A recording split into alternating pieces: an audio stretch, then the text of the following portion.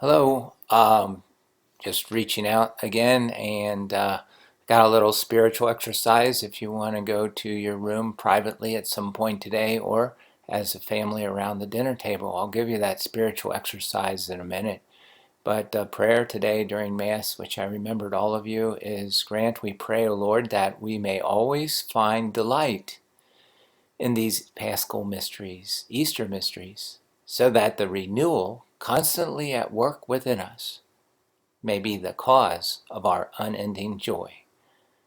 So, to help continue that renewal within us, the Psalms we've been reading, and just like yesterday, the Beatitudes are helping us to live a life right side up, even when our life is turned upside down. And look at the following image I found interesting. There is an eagle taking care of a young one in the nest. But if you look at it the other way, it's a picture of Christ's favor, his love taking care of us. This picture is not upside down. This picture is right side up. It puts us under his care. Look at the Acts of the Apostles today. The community of believers was of one mind and one heart.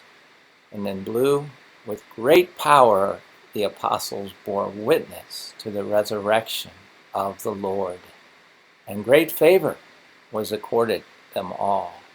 Great favor is a word for grace. And there was no needy person among them.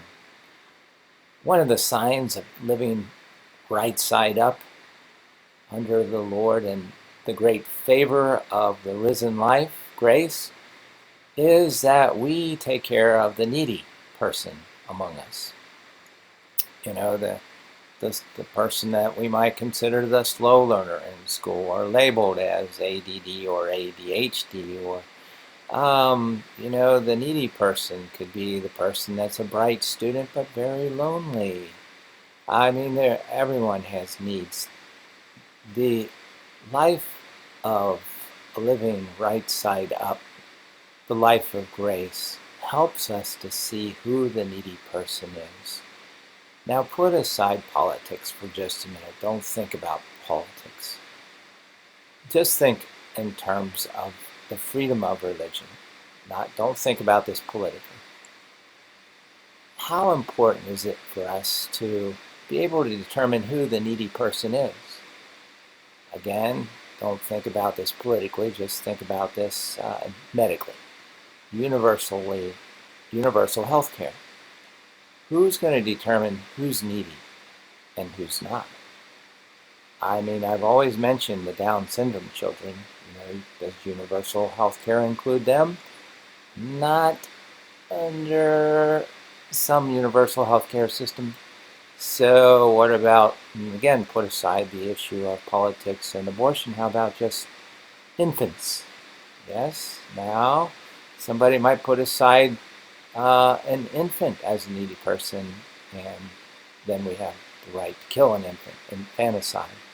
So, who determines who's needy and who's not? Cannot be, I think, done unless we have grace. And that's what's happening in the Acts of the Apostles, living a life as a we and not as an I. How do we become a family? How do we live as a we? How do we live right side up? And that's the power of the renewal, the risen Lord within us. So if you look at this picture again, you see one way it's an eagle taking care of its young ones. But if you look at it the other way, it's grace. It's the Lord empowering us, renewing us so we can live as a we, not just a selfish I. Around the dinner table tonight, then. Everybody go around the room, or if you're in the room by yourself, just look at ways in which you're living your life right side up with grace, learning to be a we rather than an I. Mention one of these three if you're at the dinner table, or if you're by yourself. Am I living moderation? I'm trying to attend to some balance in my life. How about orderliness? Keeping oneself clean, neat, and one's belongings or room in good order?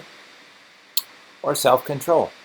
Joyfully mastery over the selfish I, my desires, my wants at the expense of someone else. So which are these actually happening in your life? Maybe today you're experiencing the grace of orderliness, or the grace of moderation, or the grace of self-control. Let us be glad and rejoice in this grace that's helping us live right side up. Amen.